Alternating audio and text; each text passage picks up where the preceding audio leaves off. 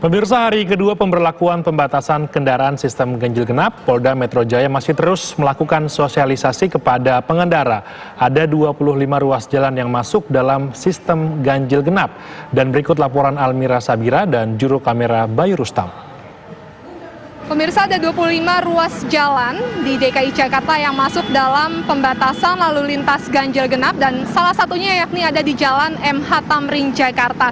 Saat ini saya sudah berada di kawasan Sarinah. Di sini memang sudah banyak sekali polisi yang berjaga yang akan mensosialisasikan pembatasan lalu lintas ganjil genap karena ini masih hari kedua, karena nanti hingga hari ketiga sosialisasi masih terus berjalan dan belum ada proses tilang baik secara manual maupun melalui etle.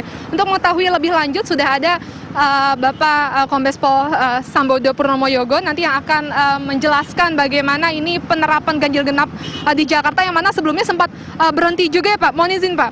Sebelumnya sempat di stop juga ya Pak karena kan ini di tengah pandemi COVID-19. Kemudian apa yang akhirnya memutuskan bahwa sistem ganjil genap ini diberlakukan kembali gitu Pak? Ya memang ganjil genap ini kan dulu sudah berlaku. Bahkan ada perluasan dari 15 titik di tahun 2015 dan 2018. Di 2019 itu berkembang menjadi 25 titik dengan Pergub 88 tahun 2019. Pada masa pandemi kemarin, sekitar bulan Februari atau bulan Maret itu kemudian ganjil genap dihapuskan, di-off-kan dulu. Dan baru kemarin tanggal 3 Agustus ganjil genap itu diberlakukan kembali. Nah tentu karena sudah lama off, akan diberlakukan kembali, tentu kami juga tidak serta-merta melaksanakan penindakan. Kita beri waktu sosialisasi paling tidak selama 3 hari ini, tanggal 3, 4, 5, dan rencananya nanti hari Kamis baru kita mulai melaksanakan penindakan. Itu pun setelah kami dari pihak kepolisian, dari Polda Metro Jaya melihat apakah sosialisasi ini sudah berjalan dengan baik, gitu. Apakah masyarakat sudah paham bahwa sudah berlaku adanya ganjil genap? Karena berdasarkan evaluasi kemarin hari pertama itu masih banyak terdapat pelanggaran terhadap ganjil genap.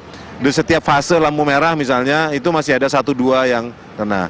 Hari ini sudah mulai meningkat. Tadi laporan dari Kasat Gatur yang memang wilayahnya Jalan Sudirman Tamrin dan Jalan Protokol mengatakan dalam waktu 1 jam di Jalan Protokol Sudirman Tamrin, Jalan NT Haryono itu baru ada 17 yang melakukan pelanggaran. Tentu ini sudah peningkatan yang sangat baik dibandingkan dengan hari pertama kemarin.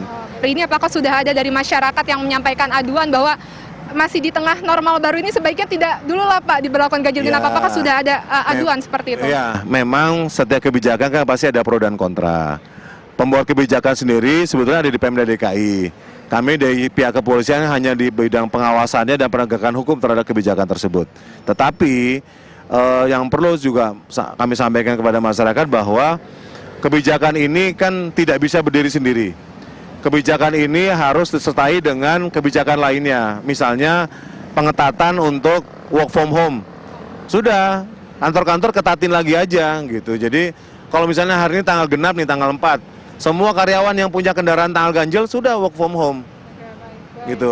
Jadi dengan kapasitas kerja, shifting dan sebagainya. Yang kedua, tentu ada peningkatan kapasitas di angkutan umum, public transport, Transjakarta, MRT dan sebagainya untuk mengantisipasi adanya shifting perpindahan dari kendaraan umum ke kendaraan pribadi. Nah, kami juga nanti akan melihat selama 1 minggu ini apakah dengan adanya kebijakan ganjil genap ini ada kaitannya nggak dengan penurunan angka COVID-19 atau malah justru timbul klaster baru misalnya di public transport. Nah, tentu kita akan evaluasi.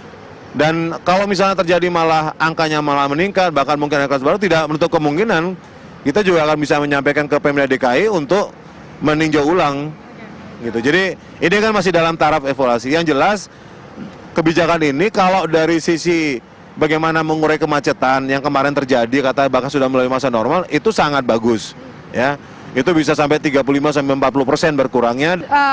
Saat ini Kepolisian Polda Metro Jaya masih terus membagikan brosur yang berisi 25 ruas jalan mana saja yang masuk dalam pembatasan lalu lintas ganjil genap, dan nanti hari Kamis memang direncanakan sistem tilang akan diberlakukan baik secara manual maupun etle, namun masih harus melihat dari hasil analisis maupun evaluasi pada hari Rabu mendatang apakah masyarakat sudah cukup menerima sosialisasi dari Polda Metro Jaya mengenai pembatasan lalu lintas ganjil genap atau belum. Jika belum, maka proses sosialisasi akan masih diperpanjang.